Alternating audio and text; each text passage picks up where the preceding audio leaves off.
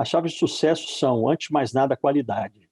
O produto tem que ser desenvolvido seguindo as regras rígidas da regulamentação de medicamentos biológicos.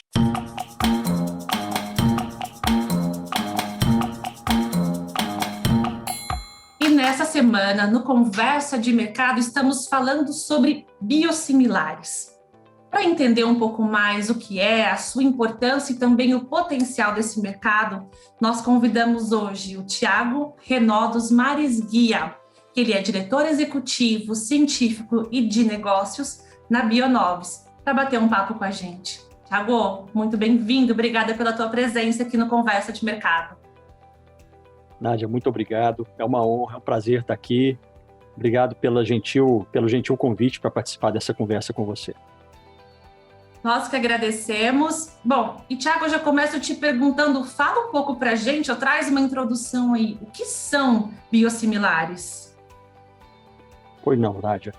Vou tentar ser bem didático. Biosimilares podem ser entendidos não sob o ponto de vista regulatório, mas do ponto de vista, vamos dizer assim, mais prático, como cópias de biofármacos. Biofármacos são os medicamentos biológicos, né? Como, por exemplo, os anticorpos monoclonais, ou mesmo as insulinas, eritropoetinas, hormônios do crescimento, são exemplos de proteínas terapêuticas, e as cópias dos produtos originais são chamadas de biosimilares.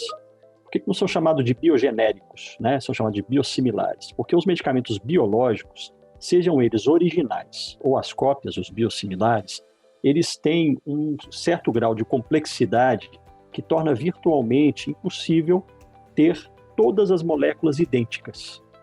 Então, o medicamento original, biológico em si, ele tem lá dentro do frasquinho, da seringa, uma heterogeneidade que é intrínseca.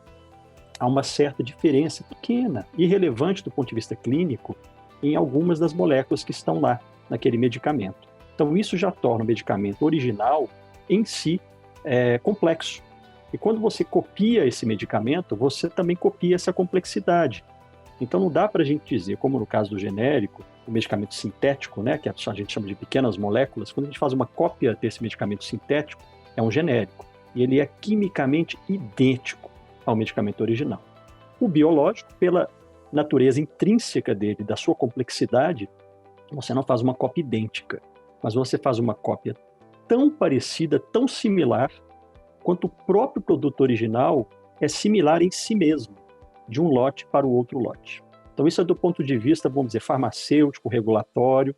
E o biosimilar, ele sendo então, portanto, uma cópia do produto originador, espera-se que ele traga vantagens, sobretudo para ampliar o acesso dos pacientes a esses medicamentos que são tão importantes. E quando a gente fala de biofármacos, geralmente são medicamentos que têm um alto valor agregado, portanto são tratamentos geralmente caros, e geralmente também são terapias que trazem uma melhoria muito grande na qualidade de vida dos pacientes, em alguns casos na sobrevida, realmente na convivência com aquela patologia. Muitos dos biofármacos hoje no mercado, que já são alvo de biosimilares, né, já têm seus biosimilares, eles são dedicados ou para doenças autoimunes, via de regra, ou para doenças autoimunes, ou para doenças oncológicas, para vários tipos de câncer. Então, esses medicamentos originais, eles trouxeram realmente mudanças na evolução dessas doenças, nos seus momentos em que foram lançados. Os biosimilares agora trazem a oportunidade de ampliar o acesso para mais pacientes terem a oportunidade de serem tratados com esses medicamentos, vários deles revolucionários. Então, qual a importância, né, desses biosimilares hoje? Os biosimilares, eles têm essa importância que eu mencionei, de aumentar o acesso. Ao mesmo tempo que se aumenta o acesso, você promove, então, mais democratização desse tratamento. Você consegue ter tanto sistemas públicos quanto privados de saúde sendo capazes de lidar com esses medicamentos de maneira mais sustentável. Porque espera-se, com o advento dos biosimilares, que os preços também decresçam, porque há competição. Da mesma forma que acontece com os genéricos, quando eles entram no mercado, quando os biosimilares entram no mercado, há uma competição e os preços tendem a cair. Isso acontece em todos os lugares do mundo e não é diferente no Brasil. Então, com essa queda de preço, mas mantendo exatamente a mesma qualidade, a mesma eficácia, a mesma segurança, aliás, esses são princípios que, sob o ponto de vista regulatório, eles são obrigatórios para o medicamento biosimilar existir no mercado brasileiro, no mercado europeu, americano. Diga-se de passagem também, a Anvisa é uma agência admirável, né? Todos nós conhecemos bem a Anvisa e a população brasileira inteira conhece, agora também nesse momento, né, da pandemia, onde o papel da Anvisa tem sido fundamental para que a gente possa realmente ter celeridade nas questões relativas, por exemplo, às vacinas e segurança, né? Então, a Anvisa, ela aprova os biosimilares no Brasil com o mesmo rigor que a Europa e os Estados Unidos aprovam. Então, a gente pode ter a certeza que o medicamento biosimilar no mercado, ele tem a mesma eficácia, a mesma qualidade, a mesma segurança do produto original. Isso é fundamental. Nessa seara, então, a gente amplia o acesso, a gente traz os mesmos benefícios para mais pacientes, portanto, a gente contribui para a sustentabilidade dos sistemas público e privados de saúde que lidam com esse dilema de sustentabilidade no mundo inteiro, não é só no Brasil, que não é um país propriamente rico, né, na sua plenitude do conceito, mas no final das contas é um desafio porque os medicamentos são caros, os inovadores são caros, trazem um benefício imenso, mas trazem um preço agregado. Os biosimilares podem então mudar essa situação. E em particular no Brasil, Nádia, tem uma questão muito peculiar, porque há também programas, políticas governamentais que estimulam a produção local desses medicamentos, dos biosimilares e também de outros biofármacos, através de programas de transferência de tecnologia. Então, graças a essa política governamental que foi implementada há cerca de 10 anos atrás para biológicos, né, vai fazer quase 10 anos, algumas empresas investiram, privadas, né, investiram e construíram plantas industriais para fabricar esses medicamentos no Brasil, a partir de parcerias de transferência de tecnologia que estão permitindo fabricar aqui no Brasil, já está acontecendo, produtos originais e produtos biosimilares. E os biosimilares, em particular, têm maior prevalência nesse esforço nacional, porque você tem hoje uma diversidade de produtos biosimilares maior. Você tem um originador e para cada originador, às vezes, você tem vários biosimilares. Então, essas parcerias, elas tendem também a considerar muitos biosimilares, e isso traz um outro ganho, que é um ganho também tecnológico, é um ganho de geração de empregos, de formação de recursos humanos muito qualificados para poder fabricar esses produtos, né? E, finalmente, a consequência final, produzindo aqui com preço mais baixo, a gente consegue ampliar ainda mais o acesso, dando espaço, inclusive, para os sistemas público e privado incorporarem outras tecnologias. Eles podem comprar mais do mesmo medicamento, que o preço caiu, mas eles podem também comprar outros medicamentos inovadores com o orçamento que tinham, que agora sobra um pouquinho mais, sobra um dinheiro a mais que eles podem utilizar para incorporar novas tecnologias. Perfeito. Tiago, e como é que você vê o desafio regulatório sobre a intercambiabilidade, né, entre a molécula de referência e os diferentes biosimilares? Nádia, essa é uma questão super importante que você trouxe, e é um desafio no mundo inteiro, porque, de certa forma, é uma novidade. O conceito, obviamente, já existe há muito tempo, ele vale para outras moléculas, não só as biotecnológicas, né? Mas, no final das contas, quando a gente fala das terapias com biofármacos, existem questões que têm que ser muito bem observadas.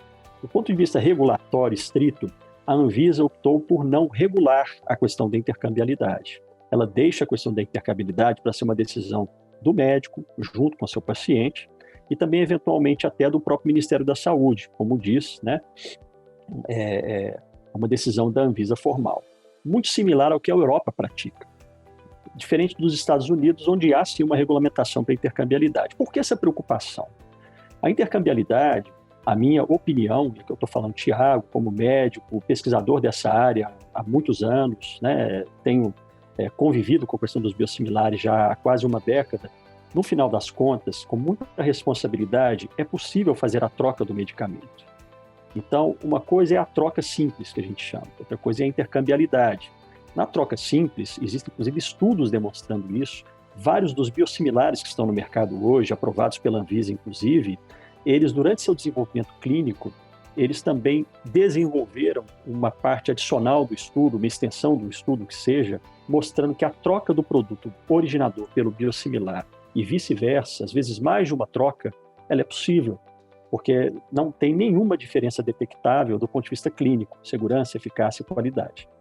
No final das contas, esses estudos são base para assegurar que a troca ela pode ser feita. Então, o paciente estava usando o originador e agora o produto disponível é o biosimilar, ele pode fazer essa troca.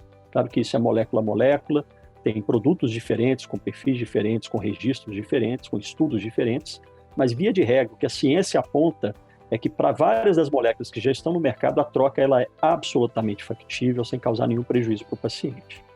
Agora, a intercambiabilidade, passa a ser, então, uma questão onde essas trocas podem acontecer de maneira mais livre, menos, vamos dizer, regulamentada, mas, no final das contas, ela é também possível, desde que não ocorra o que a gente chama de múltiplas trocas.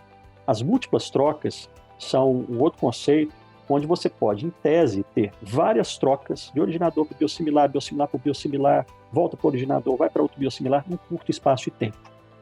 Esse espaço de tempo, em algumas moléculas, já se convenciona que pode ser de 6 meses, pode ser de 1 ano, para você promover uma troca entre uma molécula e outra, sem prejuízo para o paciente. A Europa, vários países europeus têm adotado muito esse conceito. Aqui no Brasil também é um caminho. Muitas vezes está conectado também, Nádia, com a decisão de compra dos compradores, que pode ser um plano de saúde, pode ser uma clínica, pode ser um ministério. Então, dependendo do momento em que são feitas essas compras, podem ser anuais, por exemplo, às vezes o vencedor daquele certame, né, daquele pregão, daquela aquisição, pode ser um diferente fornecedor do que estava fornecendo até então. Então, vai haver uma troca. Isso na Europa acontece já há vários anos, sem nenhum prejuízo observado para nenhum paciente até hoje, oriundo dessa questão. E, no final das contas, é algo que tem que cursar com uma farmacovigilância bastante importante, para que isso seja observado, os pacientes sejam acompanhados, para que qualquer eventualidade seja reportada, para que possa se fazer uma relação causal se houver, né? Então, é algo que é factível. O que se deseja evitar são as múltiplas trocas, porque senão você perde o controle, o segmento do que está acontecendo com o paciente, você não vai saber se ele teve um evento adverso, isso foi causado por qual molécula? Aquela que ele usou mês passado ou que ela está usando nesse mês? Ou que usou no mês anterior? Então pode ter uma confusão, porque às vezes a meia-vida de algumas dessas moléculas é longa, pode permanecer, portanto, no organismo por algum tempo, causando alguns efeitos, você não vai saber quem é o culpado de algum eventual problema. Isso é só um exemplo. Então, no final das contas, é indesejável que haja múltiplas trocas, é importante que haja sempre uma observação dessas trocas dentro de parâmetros científicos, clínicos, que sejam respeitados. E como é que você vê a evolução, então, desse mercado de biosimilares? Olha, é um mercado que está evoluindo a passos muito largos, particularmente nos últimos 3, 4 anos. É um mercado que se originou há 11, 12 anos atrás, com o primeiro biosimilar tendo sido lançado na Europa. Foi um hormônio do crescimento, na época lançado pela Sandoz, foi a pioneira dos biosimilares no mundo. E no final das contas, a Europa foi o farol iluminando a estrada dos biosimilares, eles foram pioneiros. A regulamentação dos biosimilares surgiu primeiro na Europa. Essa região tem lidado com os biosimilares de maneira muito positiva. Todos os governos adotam biosimilares em maior ou menor intensidade. Há governos que trocaram praticamente toda a população quando são sistemas públicos de saúde, né? Também houve troca maciça da população em alguns casos, muito bem controlado, muito bem planejado.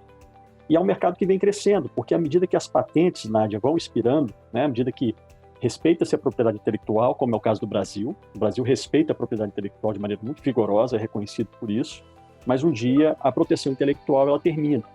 E quando essa proteção intelectual termina, é possível a entrada de cópias no mercado, como são os biosimilares.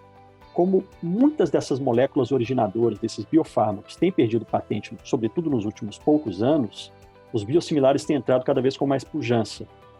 E, ao mesmo tempo, muitas empresas ao redor do mundo estão se capacitando para desenvolver e fabricar biosimilares. E não só empresas, vamos dizer, pequenas, né, comparada com uma Big Pharma, como é o caso da Bionovis, empresa onde eu atuo. É uma empresa nacional, não muito conhecida ainda por muitos do mercado, mas é uma empresa que está investindo fortemente na produção desses medicamentos no Brasil, biosimilares e também inovadores, biofármacos, né, de alta complexidade, como, por exemplo, os anticorpos monoclonais. E, no final das contas, nessa trajetória, né, que muitas empresas, então, têm investido, tem-se, portanto, cada vez mais produtos, mais alternativas, trazendo mais competição e mais benefícios para os sistemas de saúde. É algo que vem crescendo de maneira muito pujante, vai continuar dessa forma. Muitas outras moléculas no futuro próximo e além vão expirar, vão ter liberdade de exploração patentária, como se diz, né? E a partir daí, vários outros biosimilares também devem surgir. É um caminho inexorável. Bom, então, quais seriam então as chaves de sucesso nesse mercado de biosimilares, na sua opinião? As chaves de sucesso são, antes de mais nada, a qualidade. O produto tem que ser desenvolvido seguindo as regras rígidas da regulamentação de medicamentos biológicos, como é o caso preconizado pela Anvisa, por exemplo, a FDA, Europa, outras agências de países altamente regulados, como é o caso do Brasil. Fazendo-se o desenvolvimento seguindo essas linhas, né, essas diretrizes, você terá um produto que respeite, então, portanto, os princípios de qualidade, segurança e eficácia. Esse aí é o feijão com arroz, é o que tem que ser feito. E, diga-se de passagem, custa muito caro e leva-se muito tempo.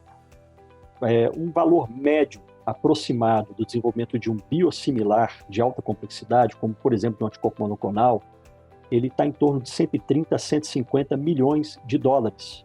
Esse é o valor aproximado que se gasta para se fazer o desenvolvimento de um anticorpo monoclonal biosimilar, por exemplo, para uma doença autoimune. Se a gente vai desenvolver um anticorpo biosimilar para uma doença oncológica, por exemplo, esse valor pode provavelmente dobrar. E, além disso, gasta-se de 5 a 7 anos, é o tempo de desenvolvimento de um produto dessa natureza, porque, diferentemente dos genéricos, você tem que investir também em estudos clínicos grandes, importantes, que são também bastante dispendiosos e levam tempo. Então, esse pacote todo é o básico, é o feijão com arroz, que qualquer empresa que deseje realmente atuar nesse mercado tem que fazer. Infelizmente, a Anvisa só aceita produtos que atendam esses critérios no Brasil. Esse é o primeiro ponto. O segundo ponto é a comunicação com os pacientes, com os médicos, com a sociedade. É muito importante que quem vai prescrever o medicamento, quem vai utilizar o medicamento, tenha total ciência do que está acontecendo, se for utilizar um biosimilar, se assim for a decisão do médico e do paciente, para que ele esteja seguro, ambos estejam seguros de que o produto não será um motivo de desconfiança, um motivo de preocupação, além da preocupação que já se tem com a doença, que já é suficiente, né? E com a melhora do quadro clínico do paciente. O medicamento não pode ser um motivo de preocupação. Então, junto a isso, vem a questão da informação, da comunicação, o anglicismo, o awareness, onde se traz a informação, a educação médica, explicando para esses atores, né, a importância realmente de contribuir, inclusive, para a sustentabilidade dos sistemas de saúde. O produto ele é potencialmente mais barato, mas ele não perde essas características fundamentais, a sua eficácia, a sua segurança e a sua qualidade. Ao mesmo tempo, eu mencionei rapidamente a questão da farmacovigilância, que não se aplica apenas aos biosimilares, Nádia. A farmacovigilância é uma questão que merece evolução no Brasil de uma forma geral. A discussão veio muito à tona mais recentemente com o advento dos biosimilares, mas eu diria que é algo que tem que ser trabalhado de maneira estrutural no Brasil, começando pelas escolas de medicina. Fiz curso de medicina há muitos anos atrás e, pelo que eu sei, praticamente nenhuma escola no Brasil de medicina tem, por exemplo, uma disciplina que explica para o médico, para o futuro médico, o que é farmacovigilância.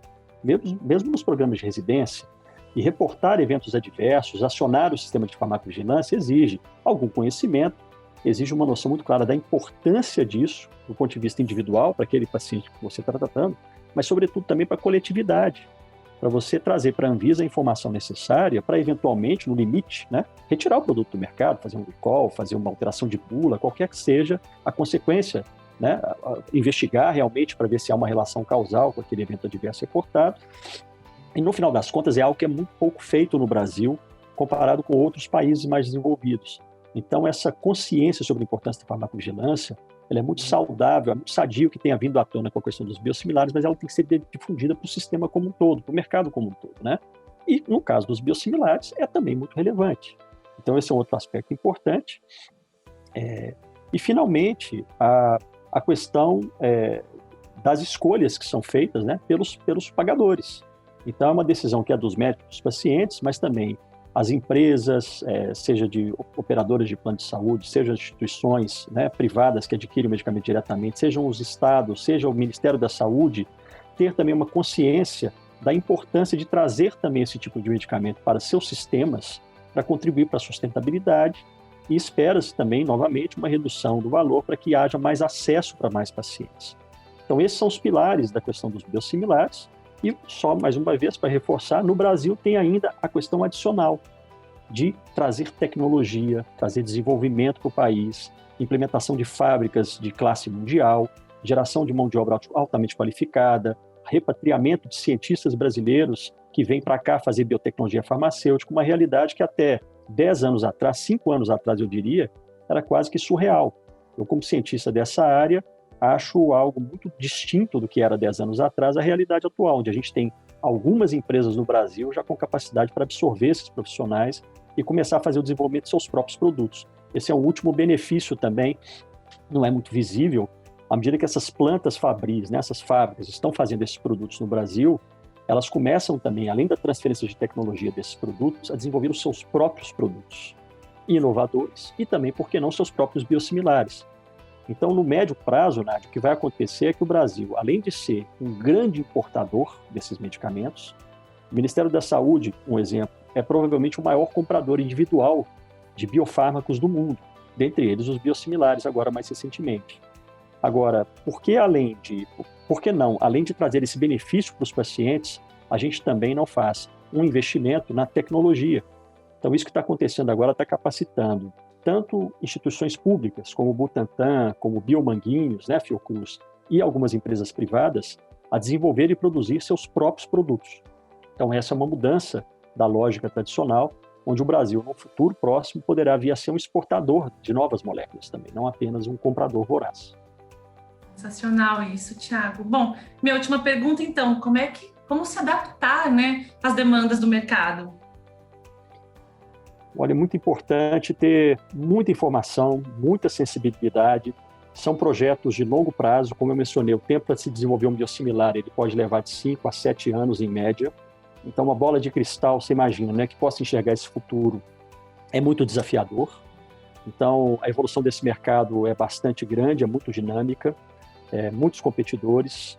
Então, do ponto de vista empresarial, né, da indústria privada, é um desafio grande, o número de competidores à frente. Eu diria que um ponto importante para o futuro, que já é realidade, na verdade, é uma preocupação grande com o custo de desenvolvimento, mas também com o custo de produção. É muito importante que esses medicamentos se tornem cada vez mais baratos de serem produzidos graças aos adventos das novas tecnologias que estão disponíveis. Isso vai permitir que haja uma redução do preço ainda maior, para que seja possível uma competição mais sadia no futuro também. Então, esse é um olhar de longo prazo do ponto de vista tecnológico, né? Sobretudo da esfera privada, mas o futuro deste caminho é muito positivo. Cada vez mais moléculas biosimilares estarão presentes no mercado brasileiro e no mercado mundial. Outros medicamentos mais recentes, inovadores, serão alvo também de biosimilares no momento oportuno, depois que recuperarem seus investimentos com as patentes devidamente respeitadas. E a base disso é uma democratização de algumas terapias, né? Para que a gente tenha realmente mais pacientes sendo tratados com medicamentos que podem mudar suas vidas. Thiago, eu queria muito agradecer a tua presença aqui no Conversa de Mercado e deixar também o microfone aberto caso você queira fazer algum outro comentário, alguma última consideração para a gente. Pois não, Nádia, eu agradeço novamente a gentileza desse bate-papo aqui, me coloco à disposição também, né, para eventualmente qualquer pergunta que venha também de quem ouvir, né, essa nossa conversa. Convido também todos a conhecerem o que está sendo feito aqui no Brasil em termos dos biosimilares, o desenvolvimento, entender que a indústria nacional, como é o caso da Bionovis, há outras também, né, muito relevantes, estão investindo em inovação. Então, os biosimilares são muito importantes, mas eles são também a base para que a indústria nacional possa fazer inovação em biotecnologia. E este é o caminho que todas estão perseguindo. Então, é importante que a gente tenha essa consciência e nos próximos anos será muito patente à medida que novos medicamentos inovadores forem sendo lançados no mercado brasileiro, inclusive a partir das indústrias nacionais. Então, é uma mudança de paradigma, e a gente espera que isso possa trazer contribuições para a sociedade, que a gente possa ser gerador de saúde, de riqueza, né, para que a gente possa ser um país cada vez mais desenvolvido nessa seara de biotecnologia. Thiago, obrigada, assim esperamos. Novamente, obrigada aí pela tua participação no nosso projeto. Pois não, Nádia, obrigado. E todos vocês que estão nos acompanhando, podem deixar aqui os seus comentários e até o próximo vídeo, mais um Conversa de Mercado da FC Pharma. Até lá.